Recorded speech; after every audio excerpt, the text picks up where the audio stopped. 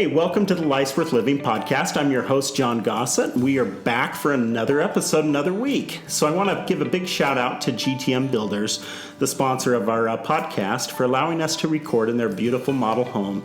If you're interested in building a home in Tooele Valley or anywhere in northern Utah for that matter, reach out to GTM Builders at gtmbuilders.com.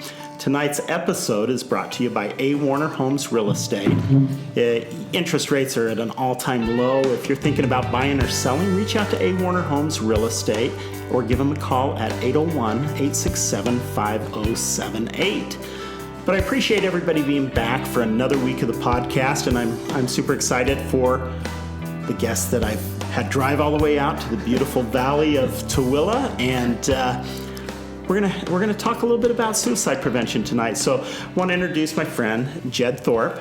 Thanks for coming out tonight. I'm glad to be here. Well, you know what? Talk to the guests. Tell them a little bit about yourself and your background, if you would. Sure. I'm a therapist. That's my background. Hey, that's a good thing. A little bit about myself. I'm from St. George, Utah, and I say that because although I was born in San Diego, my wife gets upset when I say I'm from San Diego because I was only there until I was 6. I was transplanted in a little place called Washington, Utah. Yep. So grew up there in a little trailer park. Trailer park kid, worked on a turf farm or a grass farm growing up. Rode my bike all over the place.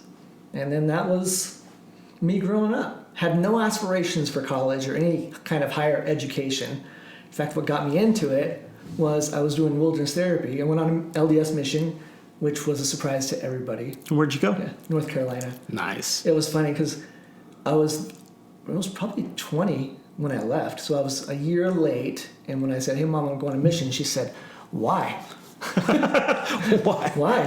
And right before that, I got into a little bit before that, I got into an accident on my motorcycle. Oh, wow. So I like to think it knocked some sense into me because I was just on the path of whatever, just spreading your wings. Yeah, just rolling around. I was out of the house when I was 17, Gotcha.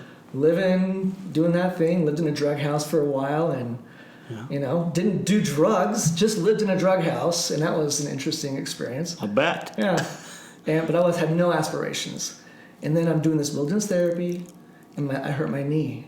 And then I'm home all of a sudden, not at work with these kids hiking around the wilderness. And I'm like, where are all my friends? Yeah. And they were in college, and I had just no direction of college. And when I said, "Hey, Mom, I'm going to go to college," she said, she gets mad when I bring this up, but she said, "Just get C's," because no one had gone to college before. Myself, it was just nobody talked about it. C's get degrees. C's get degrees, yeah. So from there, I went to college, and the only thing that interested me, John, was people.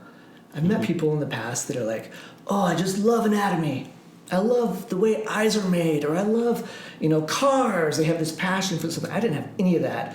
What moderately interested me was people, so I got my degree in psychology at UVU, which was, back in the day, UVSC. My hometown. Yeah. Yeah.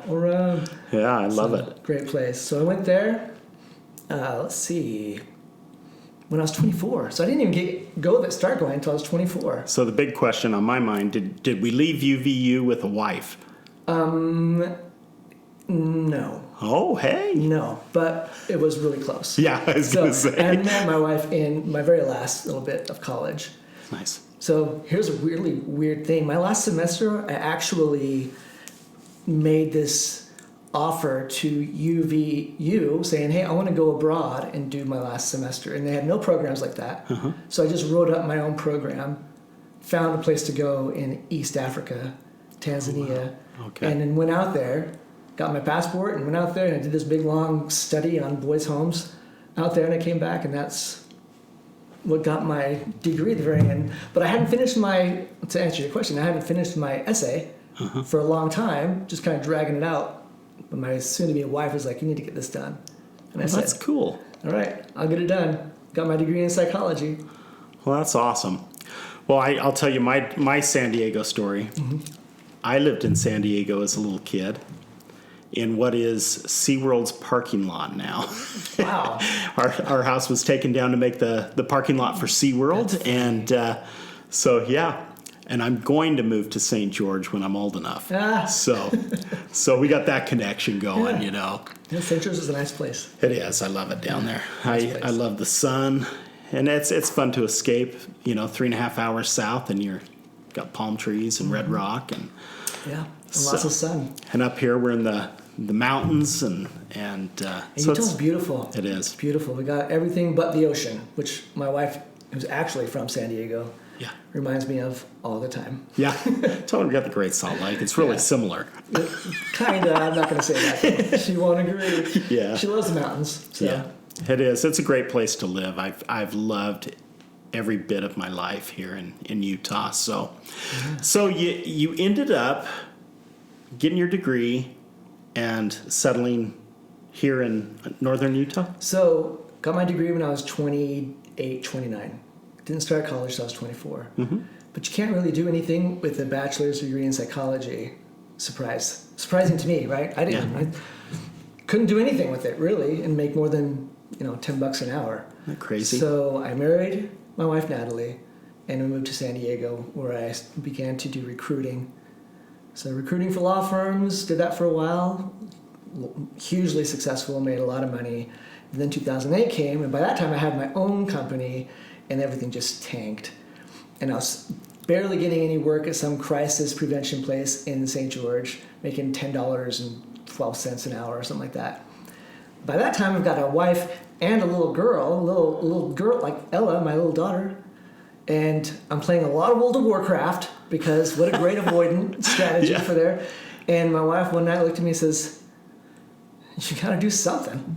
Yeah. And I said, "Yeah, I do got to do something." And I looked online, found an online university called Capella, and enrolled and became a mental health counselor. Nice. 3.5, so it was almost like an 8-year journey altogether, school-wise. And then we moved up here. And so you're happy you took that route? Oh, absolutely. That's cool. I'm never going to say I'm unhappy about anything that happened Yeah. in my life. It was a long way, and I sure learned a lot. Well, and you worked in recovery, and so they're always talking in recovery about that's your journey, and you wouldn't trade that for anything. So Yeah, and it's a really valuable belief system to have right there, because everything you've been through has created you. Yeah. So if you don't like something that's happened in your life, if you haven't figured out how that's happened for you and what you've learned from it, then that's a real disadvantage belief system wise, because you're going to come with regret, and that's a negative emotion versus, I took a long route getting here, and I sure learned a lot on the way. Thank goodness that happened. It makes me think, I can't remember the person that taught me this, but I had said, gosh, I wished I could go back and do this. I tease people all the time. Man, I wished I could go back to 7th grade and pay attention, But you know what? Having that mulligan, getting to go and redo, and what's interesting about that is if you've already reacted one way through an experience or made a decision, if you went back, you wouldn't make that same decision most of the time because now better. And so, good awareness. And I thought, how cool is that? I never stopped to think about, we're constantly learning. We're constantly growing and figuring things out. And so, That's good stuff, John. If we did it all again, we'd do it different. But you know what? It would be right. It would be right. Well, what you're talking about is something I talk with my clients all the time. Like, I should have done this. I should have done that. They flog themselves with this. Woulda, coulda, shoulda. You're right. I'm sitting next to a wall, and I'm very animated with my hands, and I'll say, listen, you're on a journey, and you're going up a mountain. When you were in 7th grade, and you wish you would have learned better, you're right here. You can only see this much of the valley. Yeah. So you made the best decision that you could make with that vantage point. So it's unfair for you to get upset with yourself now that you're, decades, years, months, however long it is later, with a different vantage point, looking back over your life. It doesn't make any sense. It's completely irrational and won't do you any good. Yeah, that's for sure. So, yeah, good That's stuff. for sure. Well, we were visiting this last week or two and talking about suicide prevention, and the work that both of us do in within that boundaries of prevention and things, and we were talking about kind of the way people look at things, and everybody has their own ideas as far as what would work and what would not work, and it's kind of fun to explore all of those different ideas and kind of, the world's changed. It's changed since we were kids. I'm older than you, but I mean, it's changed since we were kids, and things that our kids are going to go through, our grandkids are going to go through, are going to be so much different than the world that we have made and lived in, and so it's really interesting, and so it's kind of changing, and you're changing with it. Yeah. So first of all, kudos to you for even being open to let in a potentially different belief system than the one you have that's connected with depression and the prevention of suicide. A lot of times, where you'll get people that trip themselves up is they have this identity, this value tied into their belief system and tied into what they believe about something. So it really is difficult for people to unmarry that belief system or divorce it even, just to attract a more healthy one. Yeah. So kudos to you. A different perspective. Different perspective. You know what? It's life is a journey, and I like learning different things and looking at. I felt like I've done well in my life at looking at things through others' eyes, and it's we have nothing to do but learn. So good stuff. Well, I just like that you're not tied to a belief system that you're going to fight for because somehow you think it's your identity and value and everything else, when really it's not. Yeah, it's just a belief system. Yeah, I've actually gotten in trouble. Well, not in trouble, but I've gotten. Yeah, I've experienced some conflict with other professionals. Is that the right way to say it? Yeah. So, because I really do have a different idea of suicide prevention. Okay. And I've talked with multiple clients around this because I see a lot of people who have worked through depression or are working through depression. I've been depressed. In fact, I think everybody at some point or other has had some form of depression. Oh, absolutely. I've talked about it on the podcast before, but I think they say that in your lifetime, the average person's lifetime, they're going to experience 6 bouts of real depression. Life's a roller coaster. You're going to have your hard times and your struggles, and you're going to have times when it just kind of flows. I mean, everything kind of goes the right direction, but it's not a straight road. I mean, it's a bumpy ride. Life is. Hopefully, like with this podcast, with this awareness. And by the way, what I'm going to spout out here isn't anything new at all. It's just emotional intelligence.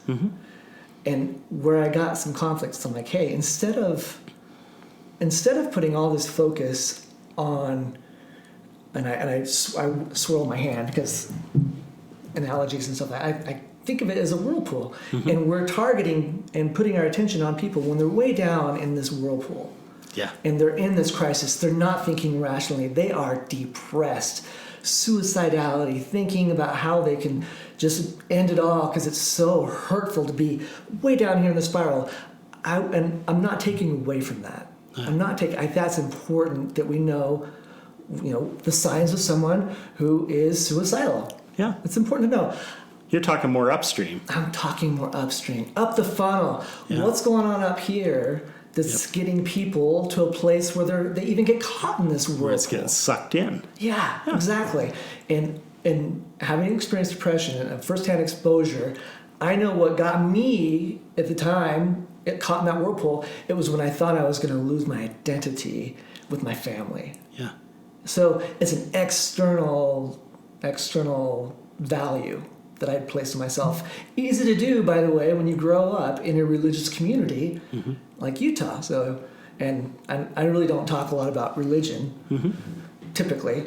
However, boy, growing up, you had a lot of emphasis put on this is what you do, and this is how you progress in life, and you get married and have kids and everything else. And And that's it. That's the meaning and purpose. So yeah, and if you miss one of those steps, it's really kind of it's tough on you. Yeah, exactly. We've got this form of perfectionism that everybody wants to be perfect, and I've been perfect. I'm a perfect screw up, and so it's funny. You're right. There's this timeline and everything else involved in it. And back in the day, remember, I didn't go to college till I was 24, so I was kicking it around with the single people, and I legit went into, and I was in this college ward or whatever, and I was probably 25. Yeah. Which is so young now. I'm almost 50 at this point.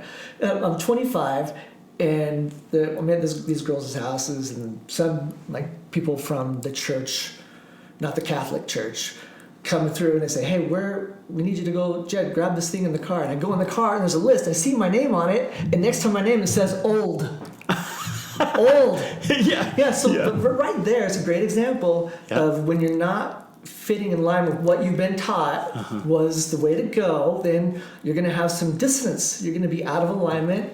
Negative emotions going to come like that. So way up here, that's one of the things we could identify. Yeah. It's okay being single. And it's okay charting your own course. Yeah, it's okay. It really is. Such good stuff. I got all befuddled on that story. What were we talking about before that?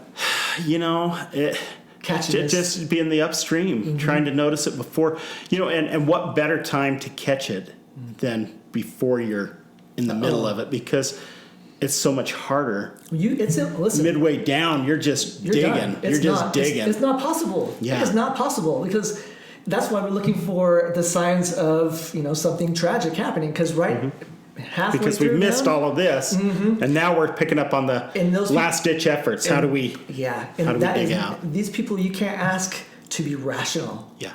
Can't ask to think about your family, because the really sad part of depression and suicidality that no one talks about is the effects that it has on everybody else that you're connected with. Try to tell that to someone that's just down and out, feeling so depressed. They don't get it. Well, it doesn't register. The one thing we know, to use your analogy of the whirlpool, once you're in it, we have a way. I think human nature is to have these blinders on, and now we've lost all our peripheral vision, and we are ultra focused on the problem. And if it's depression, if it's addiction, if it's whatever that problem is.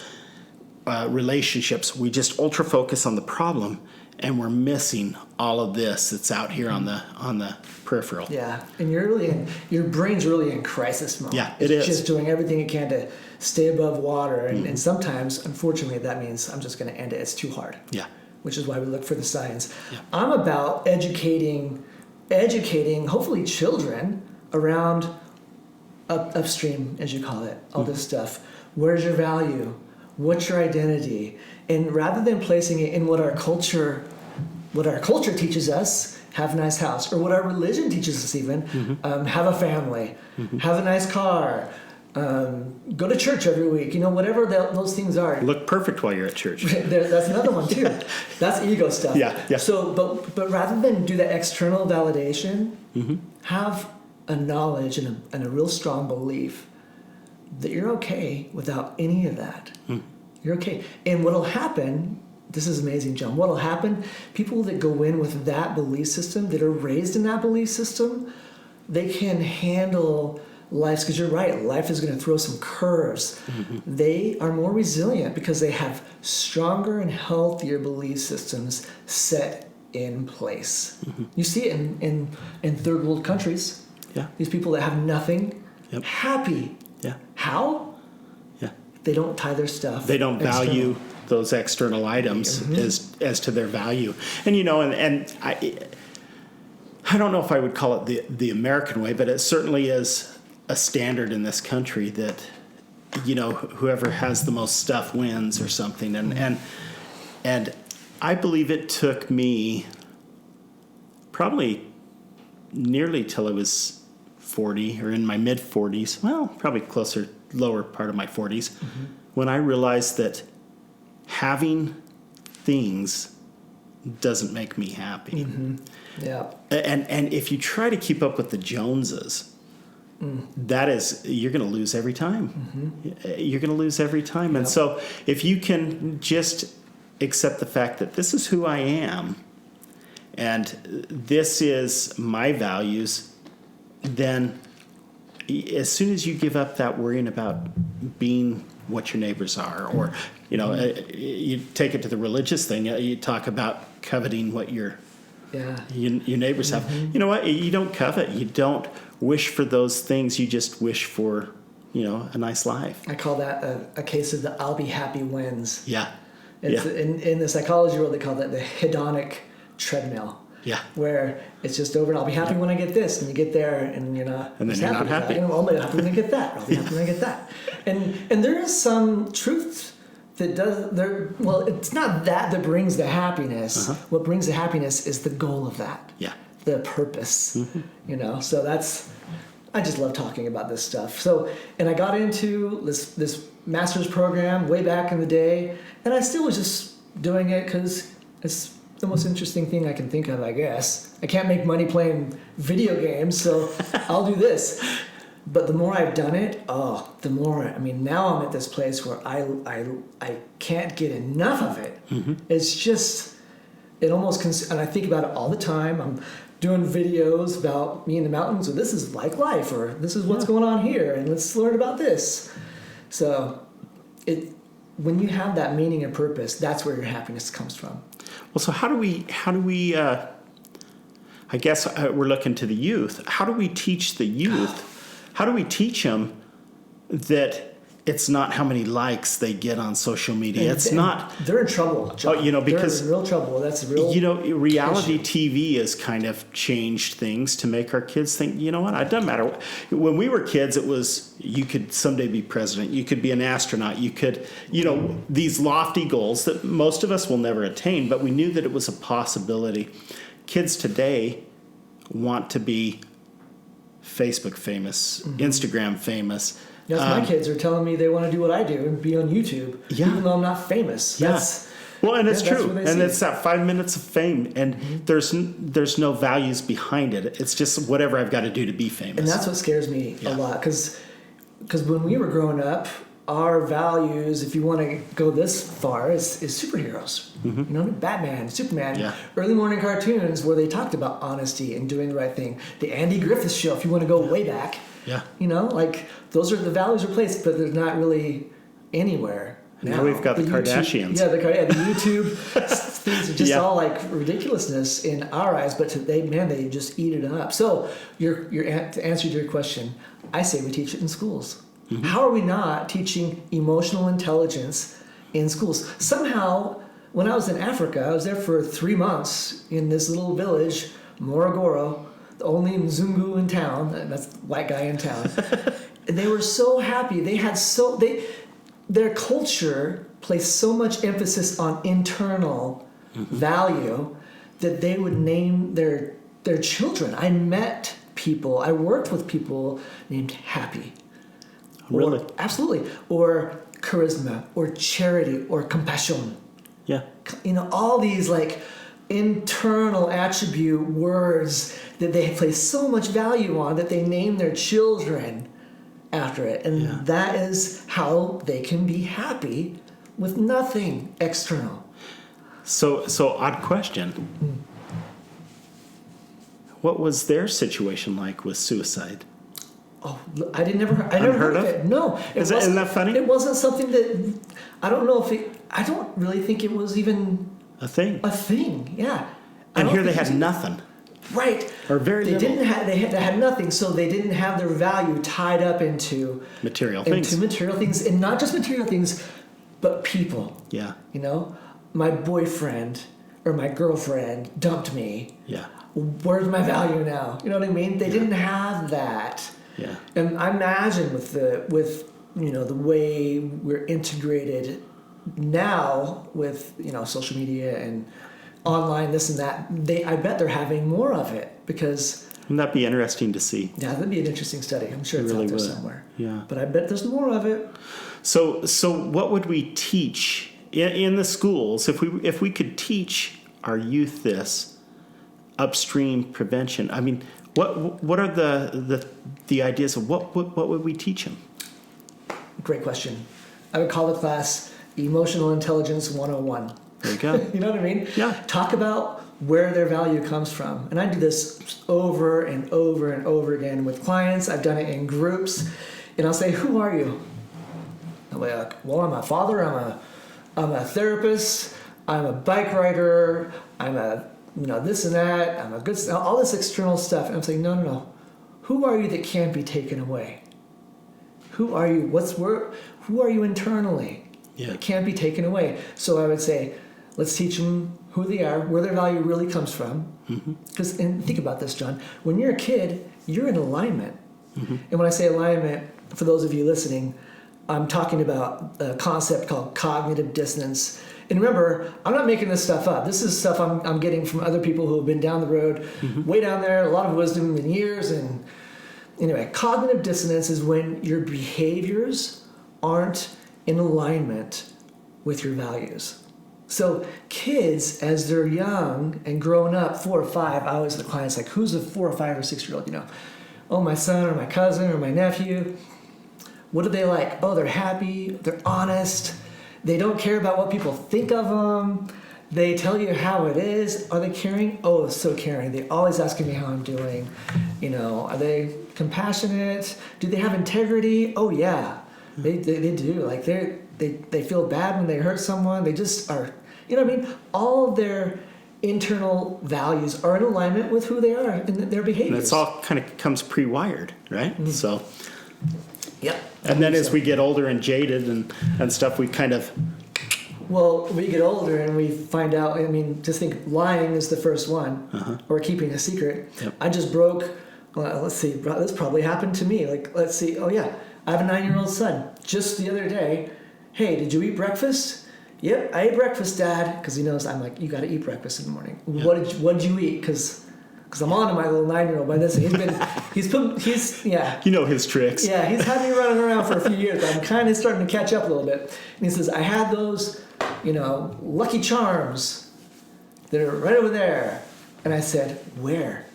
And I'm like, because I threw those Lucky Charms away last night. I don't like you guys having sugar cereal.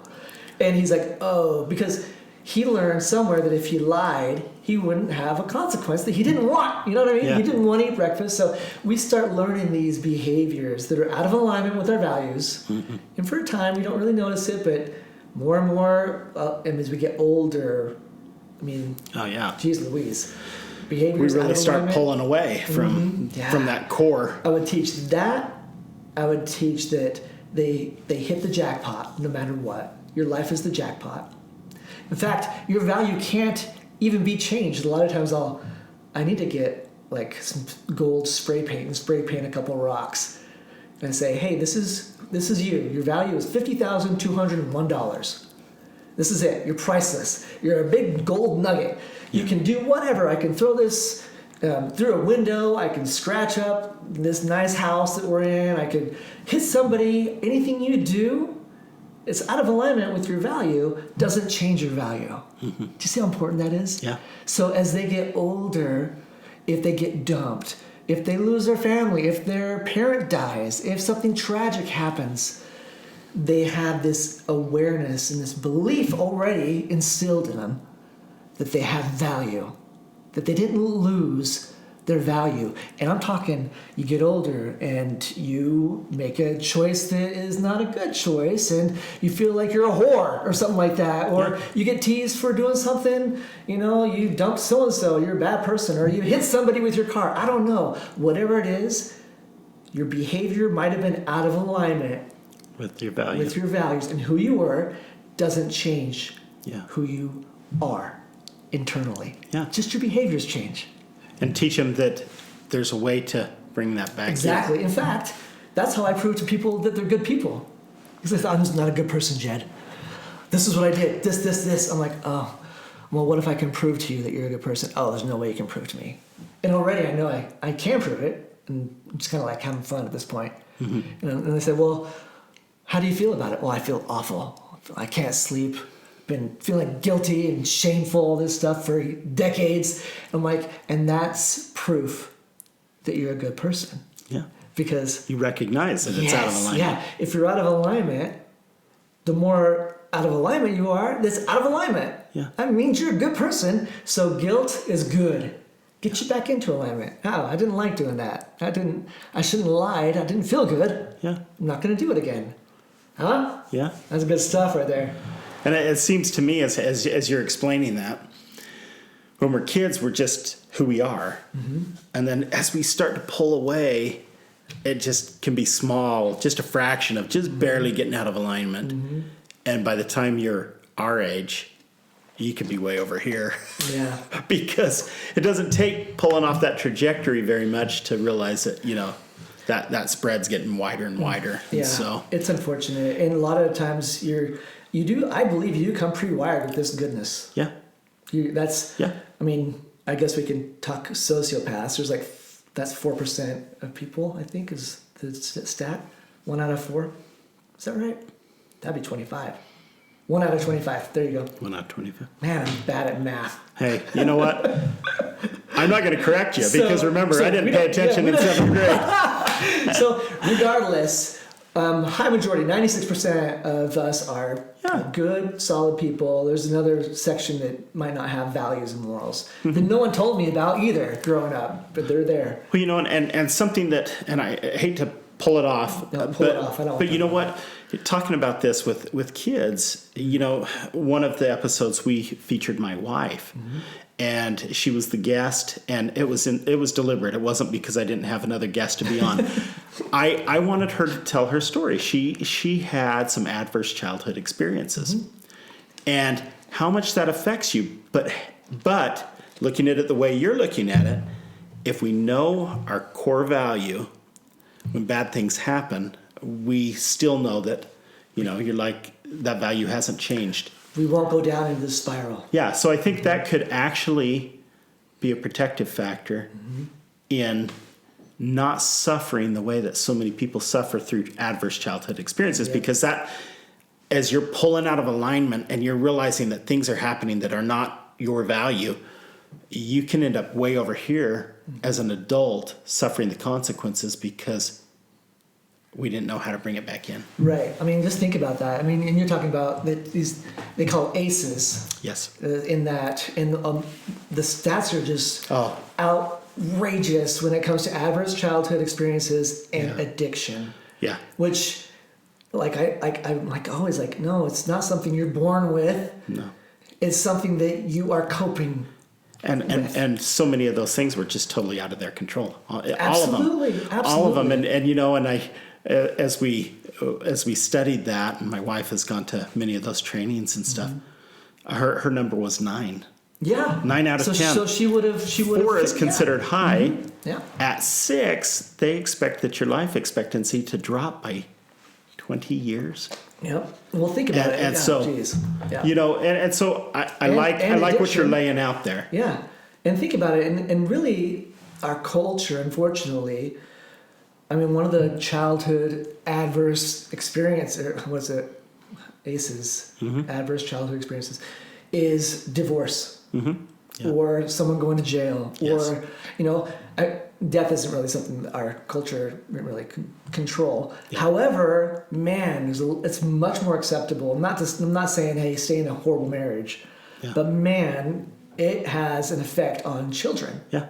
It just does. It does. So imagine they have that going on in their home and they can go to school and learn that just because mom and dad are fighting doesn't mean that it's their fault. Yeah. Which is another thing that kids believe. Yeah. They believe that. They're so egocentric. Everything's revolving around them because the brain's not developed enough to think otherwise. So it's completely normal.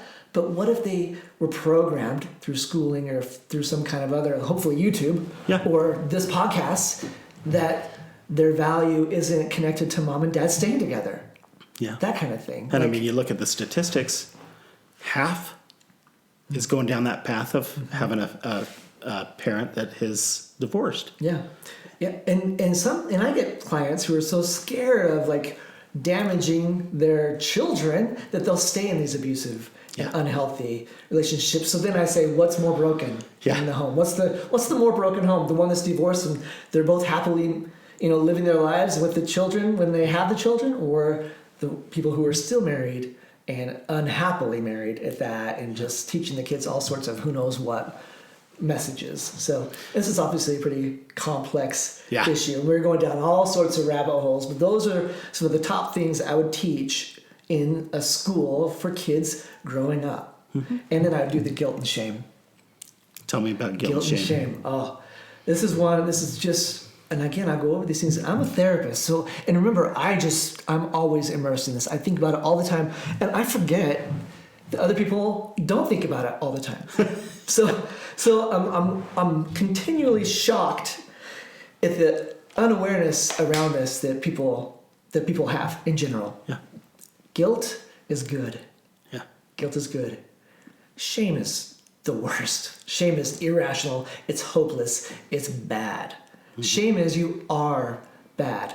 And the shame that a kid would get from their parents is, I'm not enough. I'm a bad kid. If I was a good kid, they would have stayed together, right? Owning it, identifying with it. I'm a cheater. I'm a whatever, and some derogatory term afterwards. They identify with it. That's shame. So is it fair to say that guilt is I've done something bad, and shame is I am bad? Absolutely. Okay. Absolutely. And guilt is great. Yeah. Guilt is I'm out of alignment. Now you're aware and you can pull it back together. I can pull it back together. I call it the Jiminy Cricket. There you go. It's great. It's your conscience, really. But shame, that is just, and so many people live in it. Shame is evil, if you ask me. It is hopeless. It drags you down. It's never healed, ever. So how do we conquer shame? Awareness. We talk about it. Because people they have no awareness around it. You know what I mean? Oh, remember, kid? You're a gold nugget. You're priceless. Yeah. You're worth this. Your value can't change no matter what you do. Shame would say, no, you're not worth anything anymore. That's that. Shame is your value goes down each time you take a hit, each time you cheat on such, each time you do whatever is lie, whatever. Yeah. It's just, that's shame. Shame is your values going down. Yeah. That's impossible. Yeah. We're not a used car. We're not just devaluing day by day by day. Absolutely not. No, we are priceless. We can't have our value taken away from us. Ever. It's impossible. Mm-hmm. I mean, that's shame. It's awful. It's awful. People carry it around for years and years and decades. Lugging it around and not letting it go. Yeah. And that's why we're talking. Because this awareness, just a little bit of awareness, can change that path. Yeah. Get us back into alignment. So instead, in schools, we're teaching in health class things that we're never going to remember. And yeah, right, exactly. But also in school, you're not okay if you get a bad grade. You know what I mean? Yeah. Oh, you got a 55%. And it's one of those things that I've had kids that struggled, mm-hmm. and kids that struggled not exceeding expectations. And so every once in a while when you have a kid that's, getting straight A's, you kind of want them to get a D. Yeah. And realize that, you know what, you're okay. Exactly right. It's okay not to be the best at everything. Mm-hmm. It's okay to have things that you have to put extra effort into to be mediocre. Mm-hmm.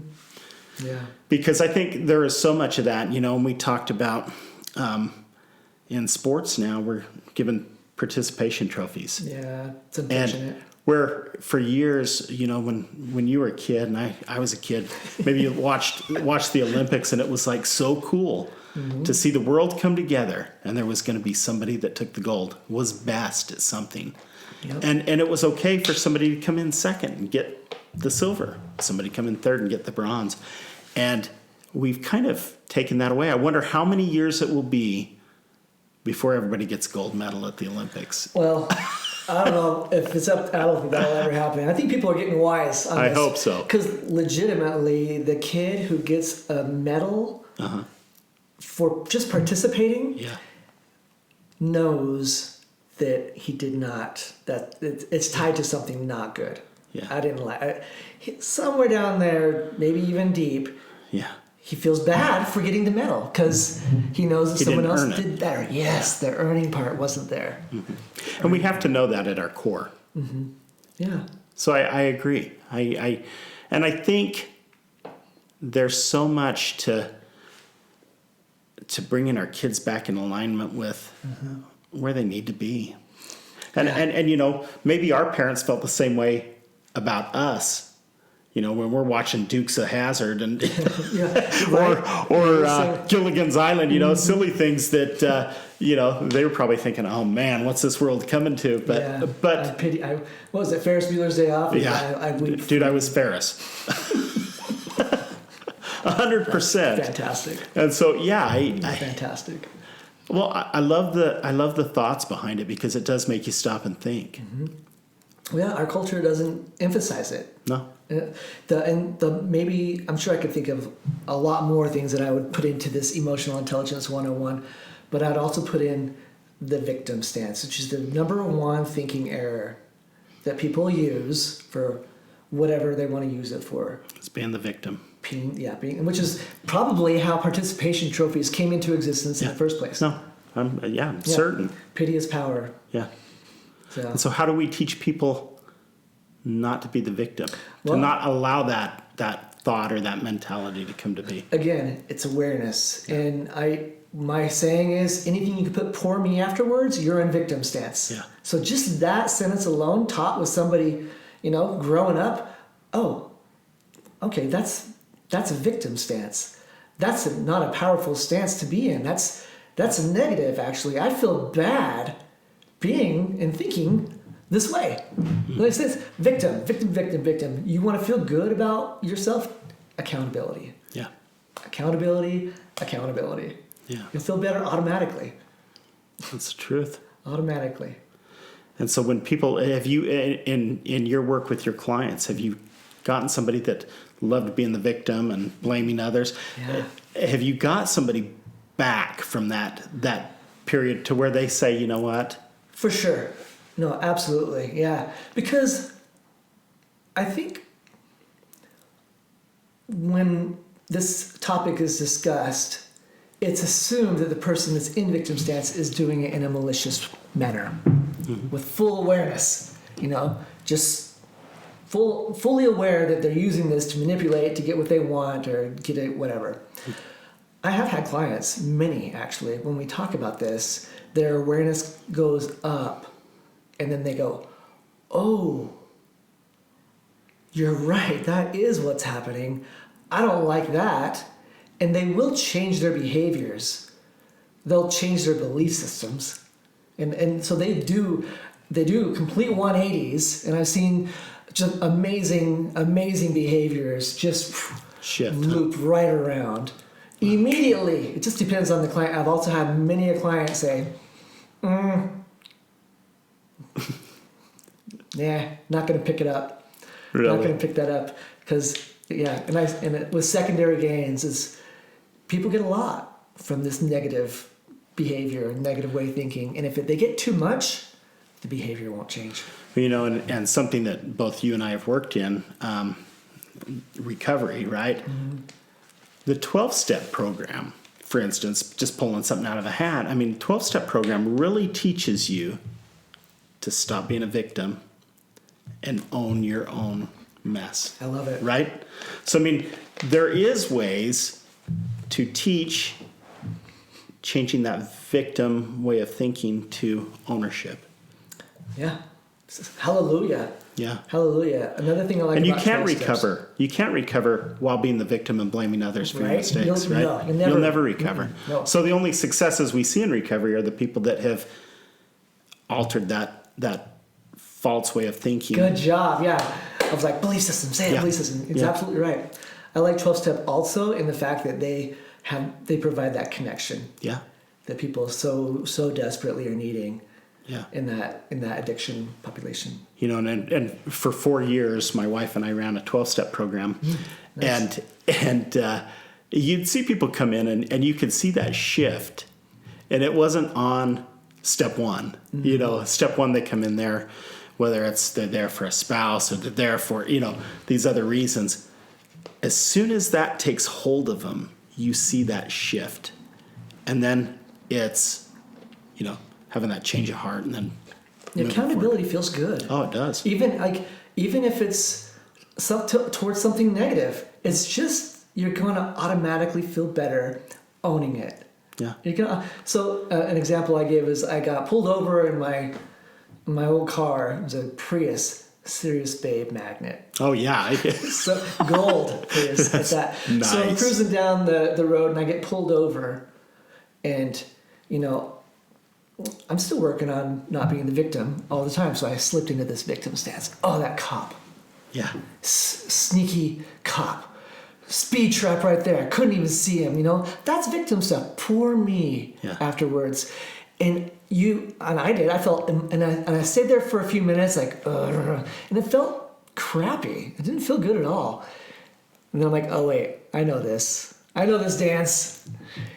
How can I flip this victim stuff? Oh yeah, I was speeding.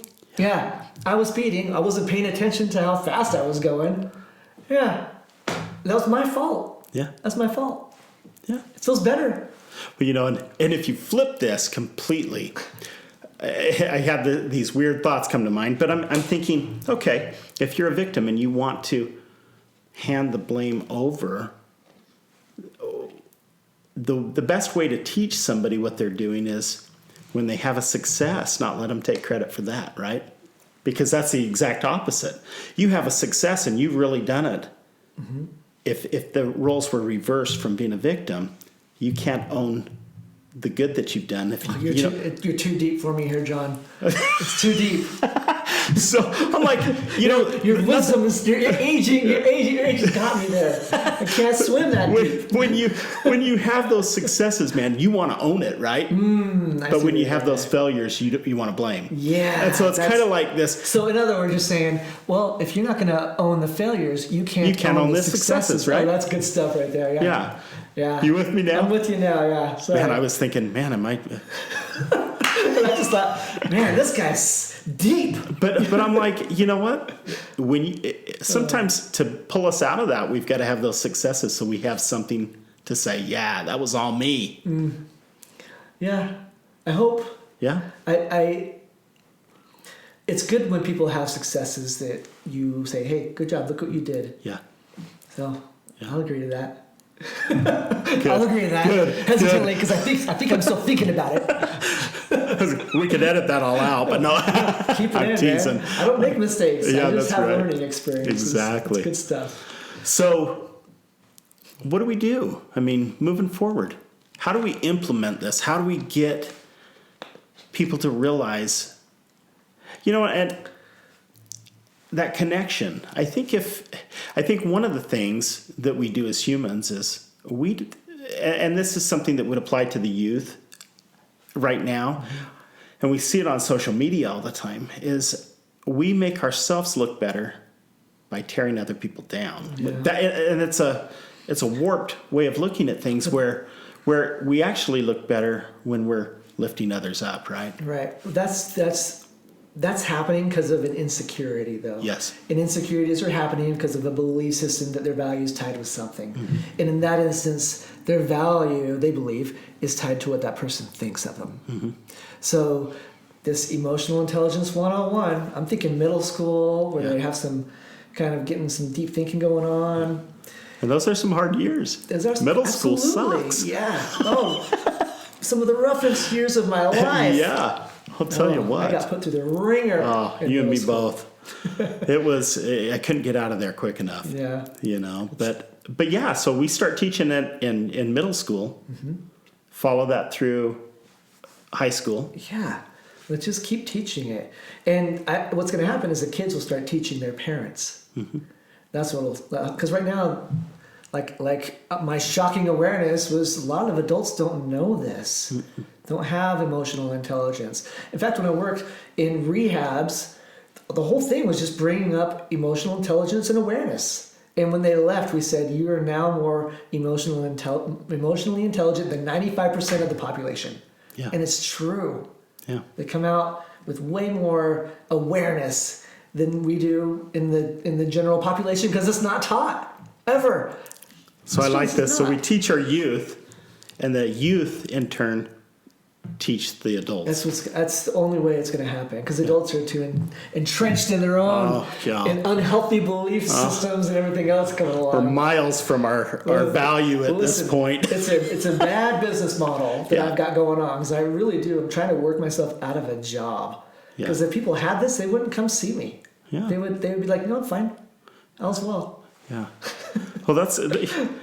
Yeah, we need to get you a business model that's going to work. But you know what? What a better way to walk away from it than solving the problems, right? Life always works out. Yeah. Well, I like it.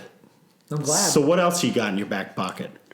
Tell me Dude, what else. I have everything else in my back pocket. What question do you have? Let's talk about it. Well, I want to know. I mean, we've got, 15 minutes left or so. Hour? Let's do it. Yeah, exactly. Part one. No, I'm teasing. Part one. That's good stuff. But what other stuff do you want to get out? What in these last 15 minutes? What do you think? What's important for our listeners to hear? There's so much that I have that I want to get out. Okay. There's I could list a whole plethora, if I'm going to use a big word that I just barely learned. Yeah. I can't spell it. Like, I learned it from the Three Amigos. Nice. You have a plethora of sweaters? Yes. That's good stuff. So, I would talk about when to say I'm sorry and what an apology really means. I would talk about, when you give a gift, what that entails. Because when you're giving a gift, you don't have expectations. Yeah. It's no strings attached. If there's strings attached, then you're in a business transaction. Yeah. It's not a gift. You're a business. It's a business arrangement. I would talk about what gift giving looks like. I would talk about anger. I would talk about resentments, because anger is a steel ball. Remember when we were kids, we would call them steelies. We played marble. Yep. It's a big steel ball that does not dissolve. Yeah. I would teach how to get away from that anger, because anger is just hurt or fear coming out, right? It's a secondary emotion. We don't like feeling vulnerable with hurt or fear, so we'll go to a more controlled anger. Mm-hmm. Yeah, I would talk about secondary gains, how people get a lot from, behaving poorly. So much so that sometimes people continue to behave poorly because they get too much out of it. I would just talk emotional awareness all day long, and I would talk about, why are people committing suicide? It's because they're losing what they believe is their value, which they place in something external. That's what's happening. My parents are getting divorced. I got a bad grade. People are making fun of me. Yeah, all these things, all this external stuff. That is top of the whirlpool, way up in the stream information and topic. Learn that stuff, and this won't happen nearly as much. Yeah. Nearly as much. There's hope, I think, is what I would say. There's hope. And so teaching hope. Mm-hmm. And, I think sometimes we get to a point where we believe you're too far gone. And that's right? We're too far away from that. That's the shame. And so that would be really interesting to see that come into play, to let people know you're never too far gone. You never lose your value. Yeah. Do you hear it? Yeah. You never lose your value. Yep. And I think that's total key. Mm-hmm. Compassion is actually pretty cool too. And I say this all the time with like clients or whatever. I say I would have done the same thing that you did.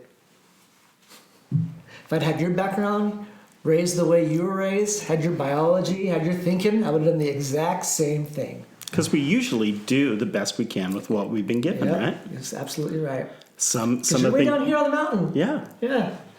Absolutely. It's interesting. I remember giving advice to parents about their children that were teenagers when my kids were, in diapers and 5 and 8 years old, and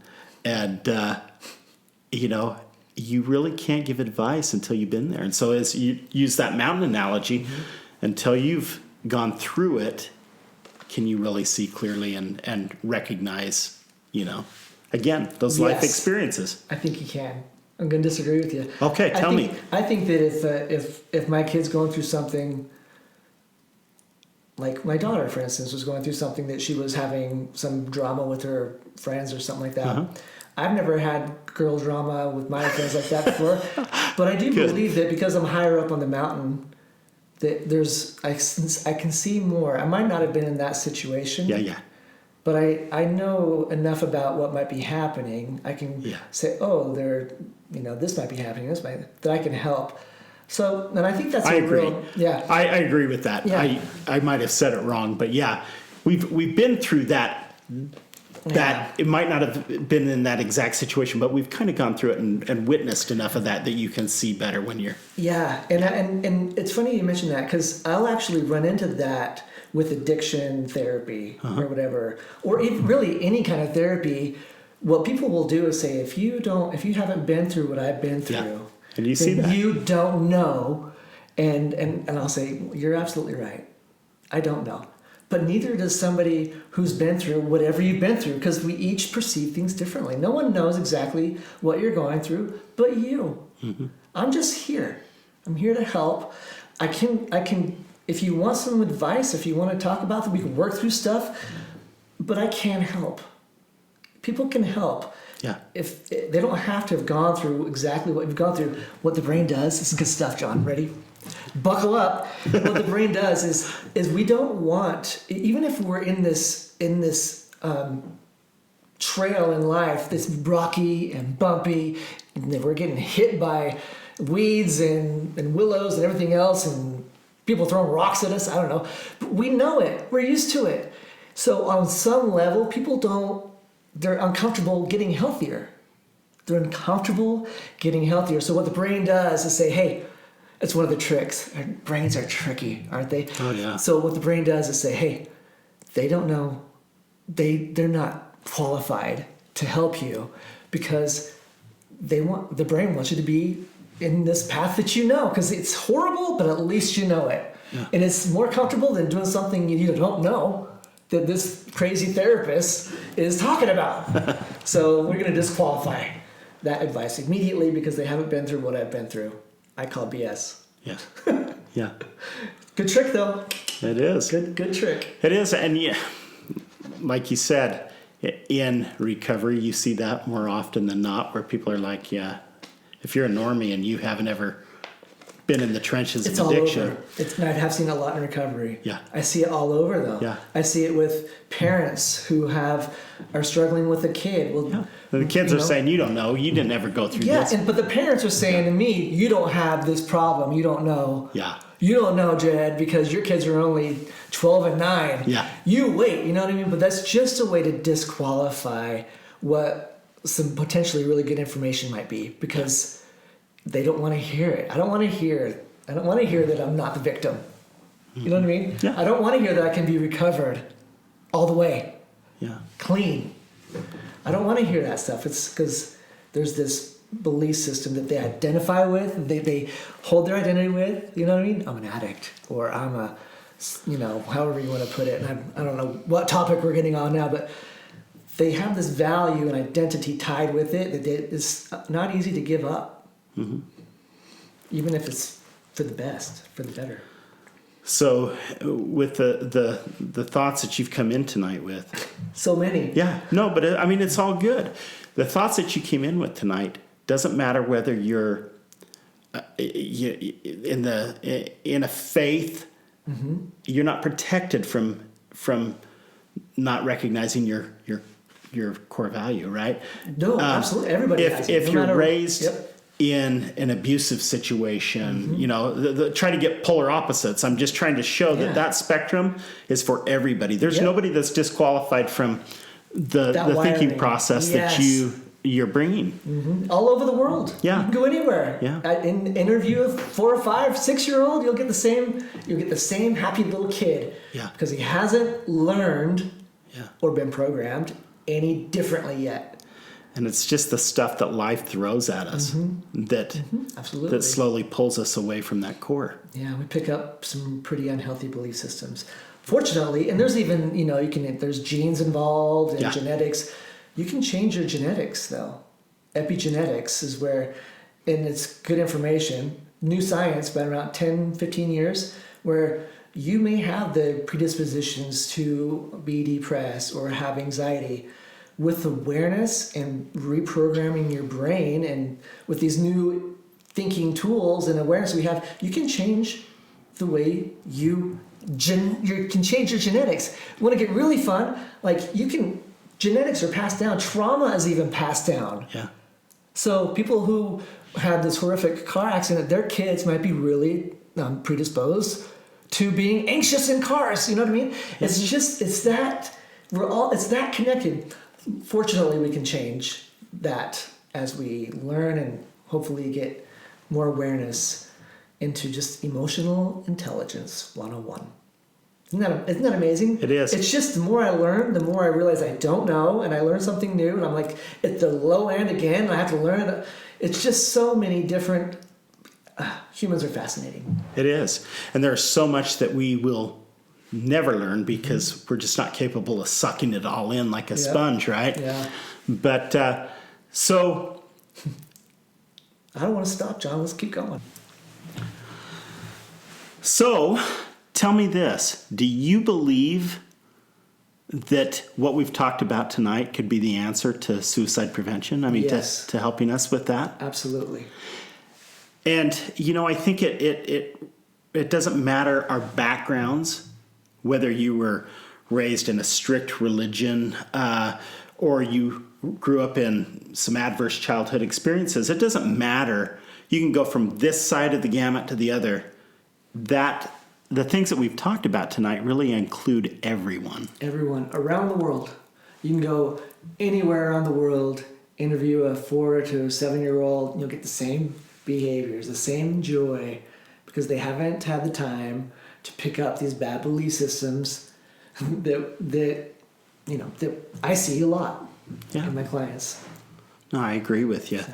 Well, I'll tell you what, you've given us so much information tonight. I am super stoked at the things that I've picked up, and you've caused me to think about. I think I knew those things all along, but I think they were things that I hadn't really sat and thought on. You did know it all along. Yeah. Like that these kids, they know it. Then they are taught something differently. So what you're hearing right now and why it's resonating with you is because you already knew it, which you just said, and it's true. Yeah. And you can just feel it. Yeah, Jed, that makes sense. Yeah, that would stop the suicide rates. It would definitely help the suicide rates and numbers, because people aren't going to get all the way down here into this spiral because they'll know they have value. You can't take it away. Yeah. Ever. Totally. And the one thing that we have to stop and remember is right here where we live, this is the number one cause of death of our youth. Mm-hmm. Suicide. It's not car accidents. It's not sickness. Mm-hmm. It is suicide. And so we've got to talk about it. I really like the fact that you thought outside the box and have kind of put your own spin on what we could do better, because we've got to work as a community, and all of us have to put our heads together. Yeah. And we've got to figure out how to stop this from happening. We need to connect, and rather than look at what's different or what that person isn't alike and what I'm like, we need to look at what we're the same. Yeah. Where we're similar. That's where we need to connect. People spend so much time like, well, you're different because blah, blah, and I'm not the same. Let's focus on how we are similar, because we're all human. Oh, yeah. We all feel, we all think, we all want to connect, we want to feel loved. So that's when we'll start really connecting, is when we stop looking at what is wrong in our thoughts or perceptions with the other person. Yeah, 100%. So tell me, before we close tonight, how do people find you? Oh, easy. I have a website, www.meaningtolive.com, and it's all spelled out, meaningtolive.com. I have a YouTube where you can put my name, Jed Thorpe, in the YouTube engine, or you could write in Meaning to Live Counseling, and I have short videos that are just 3 to 5 minutes long. Emotional intelligence awareness. I'm just trying to target, the youth or anybody really who wants free therapy. Yeah. And I guess what else? Email, jed@meaningtolive.com. Perfect. And are you taking new clients? Yeah, I am. Perfect. I'm actually in network with Select Health as well, which is kind of a big deal. Awesome. Yeah, I love Select Health. So you're located in Sandy, Utah. Sandy, Utah, off 13th East and about 9075 South. And do you have a specialty, or do you Happiness. Happiness. That, We're honestly, only in happiness, yeah, right? Happiness. What do Okay. you do? Let's help you to be happy, help you to find joy, help you to create joy. That's awesome. Yeah. Well, man, I appreciate you driving all the way out here to Tooele and spending an hour with me tonight and talking about these things. I really appreciate what you brought to the table. Well, I'm glad that I'm here, and thank you for allowing me to be here and not looking at what is different about me. Yeah. And just being open and not being married or having all of your value or identity into some belief system about suicide prevention that you might have. I love that you're open to that. So I thank you for the opportunity. It's an honor to have you. And so if you're interested in finding out more about him, please look him up. If you're interested in finding a therapist or a counselor, reach out to him. You do it via Zoom or in the office, and so Yeah, via Zoom or in the office. I do speaking events as well. awesome. And so if you're looking to bring him into a corporation, to a school, reach out to you. Man, I am so grateful for the people that I've been able to have on this podcast, friends that I can share with all of you. And if you're watching this podcast tonight, listening to it, and you're having thoughts that are scaring you, and you don't have that person that you've got that connection with where you feel like you can, lay it all out for them, reach out to the Lifeline. Call 1-800-273-8255. They man that line 365 days a year, 24/7. And there's somebody there that can help, somebody that will listen to what you're going through. So please don't isolate. That only makes the healing take longer. It drags it out. Reach out, have that conversation, even though it's hard. Reach out and find somebody that you can have that conversation with. So grateful for you guys coming back week after week and listening to these episodes and the guests that we're sharing. I know you're not coming for me, you're coming for these guests, and I love the information that they're laying out there for all of us. And so, again, thanks for being here tonight. Thanks to our sponsor, GTM Builders. If you're in the market for thinking about building a new home, find GTM Builders at gtmbuilders.com. The sponsor for tonight's episode, A. Warner Homes Real Estate. Interest rates are low. If you're thinking about buying or selling, reach out to them at 801-867-5078.